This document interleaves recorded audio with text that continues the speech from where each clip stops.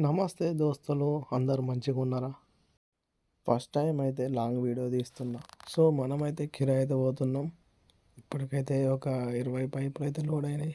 మొత్తం మనకైతే కావాల్సినవి ఒక 75 పైపులు.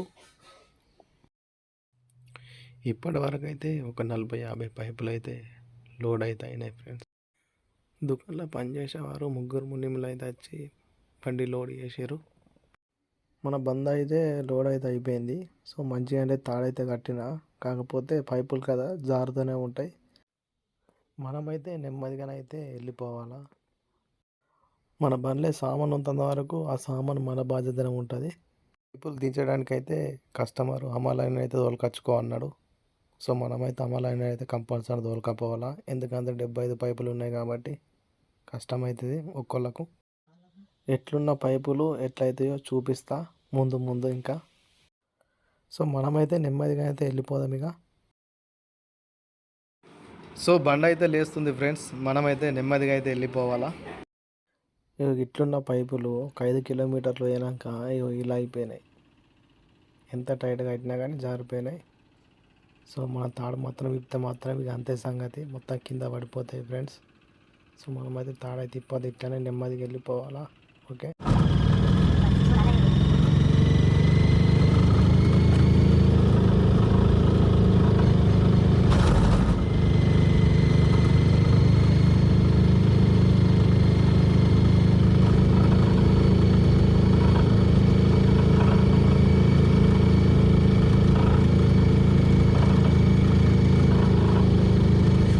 సో ఇప్పటికైతే మనమైతే 2 సార్లు అయితే బండి అయితే ఆపినాం. సో పైపులు అయితే కొంచెం అయితే జరిగినాయి.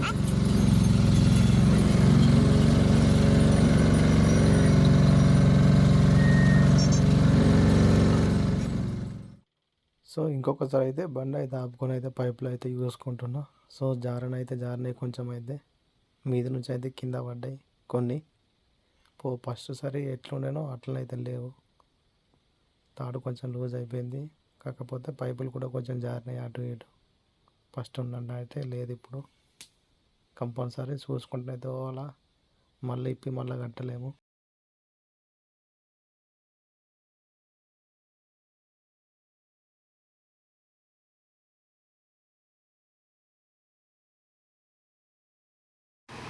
పైపులు కొన్న కస్టమర్ అయితే ముంగడినైతే వెళ్ళిపోతుండు ఫ్రెండ్స్. మా వెనకనైతే రండి, మా వెనక రండి అయితే చెప్పైతే పోతున్నాడు. వాళ్ళ వెనకనైతే వెళ్ళిపోయినాం సీదా.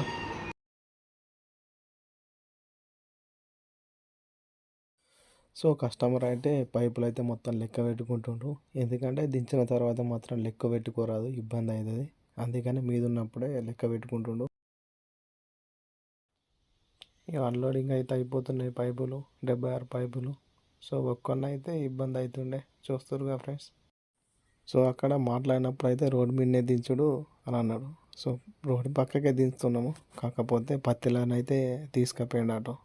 సో పత్తిలకైతే తీసుకుపోయినా. సో ఇక్కడ చెప్పినట్టు అక్కడికి అయినాక ఉండదు గ్యారంటీది. రోడ్ ఎట్లా ఉన్నా కానీ కంపల్సరీ తీసుకొని రా, లేకపోతే రిటర్న్ తీసుకుపో అని చెప్తారు ఒక్కొక్కరు కస్టమర్స్.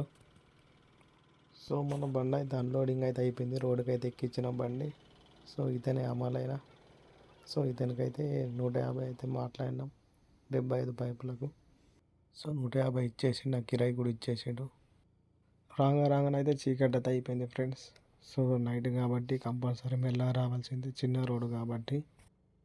మరిన్ని వీడియోస్ కోసం మన ఛానల్ని సబ్స్క్రైబ్ చేసుకోండి.